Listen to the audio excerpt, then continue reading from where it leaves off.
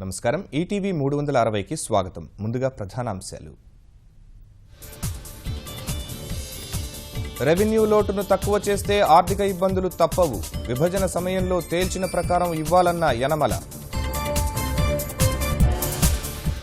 రేపు ప్రతి నియోజకవర్గంలోనూ 1000 మొక్కలు నాటండి. ఆకుపచ్చని ఆంధ్ర కోసం కృషి చేయాలని చంద్రబాబు పిలుపు. జగన్ వ్యాఖ్యలపై రాష్ట్ర వ్యాప్తంగా ఆందోళనలు. క్షమాపణకు తెలుగుదేశం శ్రేణుల డిమాండ్.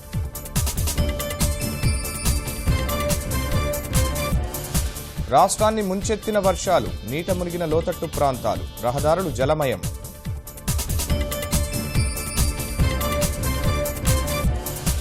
నిర్లక్ష్యానికి గురవుతున్న ఏపీకి తగిన న్యాయం చేస్తాం. రైల్వే ప్రాజెక్టులపై నిర్దిష్ట ప్రణాళిక రూపొందిస్తామన్న సురేష్ ప్రభు.